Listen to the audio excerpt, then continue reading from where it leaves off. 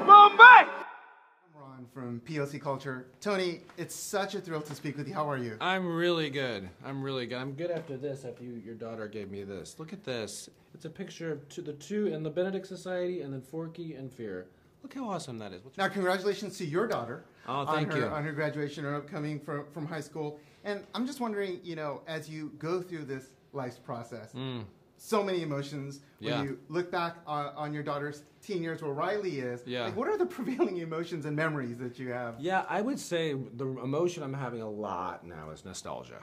Nostalgia is, I didn't get emotional when she graduated. Was really mainly excited for her. But when I look at like baby pictures and baby photos, that's when I or baby videos, that's when I lose it. That's when the nostalgia really gets in there. Yeah, and we see a little bit of nostalgia in this film. Yes, I definitely connect to it in the nostalgia there. I know, I love it.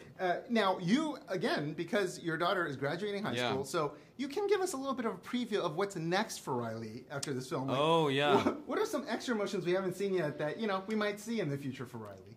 Yeah, you know, because there's that independence kicking in. Like, she's now going to be independent from us. She's now going to be independent from us and navigating. I mean, I think, honestly, discernment, you know, of kind of like, she'll obviously still be very connected to us, but like, this is when a lot of life choices start to happen. So that kind of having that discernment, you know, might be a new one. Yeah, and I know, like, I've read you talk about how you're terrified about these next phases of her life, and not to speak too much, stay on topic too much, but I think it's just a very interesting thing as a parent. We feel like passengers without too much control. Yeah, and it's when I've said a couple times, like, this movie during the teenage years, just to almost remind parents to give grace to this process. You know, in addition to giving grace to ourselves, like, I think we need to have a lot more compassion towards our emotions. But giving grace to them, and the older I get as a parent, you're realizing I don't have the control that I thought I did, and it's just one lesson after the next of just releasing that control, you know? Definitely. Now, you've played so many roles, as we've talked about earlier, that really resonate with young audiences, and I think it's because you have this, like, silly warmth that you combine. And like, what does it mean to you to be, you know, so important to young audiences to be telling them positive messages in a time where we're sorely lacking in this space? I love that question because it's a huge honor, but I feel like when I was a kid, there really wasn't language for these feelings, and so the fact that they have language, I mean, I had a tremendous amount of anxiety, but I didn't really know what to call it, and just that they have that language. But to your point, when you're a teenager, when I was a teenager, you just feel like you're alone. You know, you feel isolated in your head. For these kids to see this movie, to have these discussions like, oh, I'm not the only one experiencing kind of this circus in my head, you know?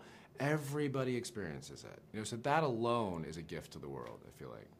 Yeah, absolutely. And I think one of the things that's unique about this film is, like, I don't think everyone realized the importance and impact that the first film would have to everybody. Yeah. But everyone knew now going into this film. So Totally. Did you feel a little bit of that pressure coming into this franchise, knowing how important it was? Full imposter syndrome. I mean, just like, because I have such a reverence for the first one.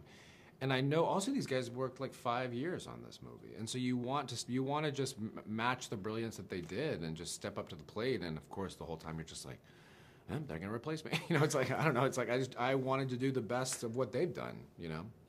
And you did. I mean, that's definitely. Nice. Have you seen it? I have. Isn't it with my daughter, and we loved it. So dear. I'm curious, like, what emotion leads your head and your My emotions? head. I think it depends on the day. I think it depends. Now it's a very nostalgic time.